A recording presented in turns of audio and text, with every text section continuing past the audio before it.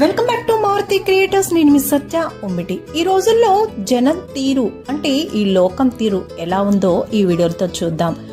ఈ రోజుల్లో చాలా మంది జనాలు ఏది చేయకూడదో అదే చేస్తూ ఉంటారు, ఏది మాట్లాడకూడదో అదే మాట్లాడుతూ ఉంటారు, ఏవి తినకూడదో అదే తింటూ ఉంటారు, ఎలా ప్రవర్తించకూడదో అలాగే ప్రవర్తిస్తూ ఉంటారు. కొందరు తెలిసినా కూడా ఆదమరిసి తప్పులు చేస్తూ ఉంటే మరికొందరు తెలియక పొరపాట్లు చేస్తూనే ఉంటారు. అవివేకులు ఆవేశంలో మాటలు జారితే మరికొందరు అనాలోచితంగా అనేస్తూ ఉంటారు.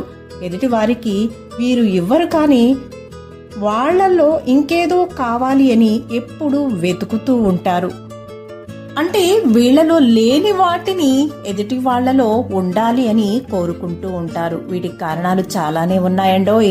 అవేంటంటే అవివేకం, అనాలోచితనం, అజ్ఞానం, అహంకారం, అసూయ, అమాయకత్వం, ఈర్ష, ద్వేషాలు, ఇలా చెప్పుకుంటూ పోతే వస్తూనే ఉంటాయి. అయితే జనాలకి ఏమి కావాలి కానీ ఏం చేస్తున్నారు అనేది ఈ వీడియో యొక్క సారాంశము.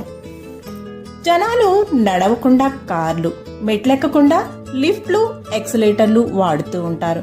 కానీ వ్యాయామం చెయ్యాలంటూ నడుస్తూ పరిగెడుతూ ఉంటారు.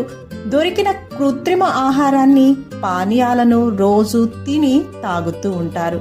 కానీ తామెప్పుడూ ఆరోగ్యంగా ఉండాలని కోరుకుంటూ ఉంటారు. యుక్తితోనో కుయుక్తితోనో ధనాన్ని సంపాదిస్తూ ఉంటారు. కానీ ఇతరులు మాత్రం నిజాయితీగా ఉండాలి అని కోరుకుంటూ ఉంటారు. జాలి, కరుణ లేకుండా తోటి వారిని దోచుకుంటూ ఉంటారు.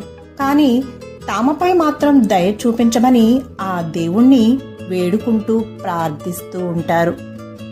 భోగ వాంఛలతో చంచలమైన మనస్సుల్ని అదుపు చేయాలి అని అనుకుంటూ ఉంటారు. అదెందుకో తెలుసా? మరిన్ని భోగాలు అనుభవించడానికట. బహిర్ముఖత్వం మృత్యుముఖంలోకే తీసుకుపోతుందని, అంతర్ముఖత్వం అమరత్వాన్ని ఇస్తుందని, భోగం అంటే మరణ మృదంగం అని, యోగం అంటే ఆనంద సంగమం అని జనాలు ఎప్పుడూ కూడా మర్చిపోతూ ఉంటారు. భోగాల్ని త్యజిస్తూ వెళితే సిద్ధించేది యోగం, భోగాల్ని అనుభవిస్తూ పోతే మాత్రం అంటుకునేది రోగం.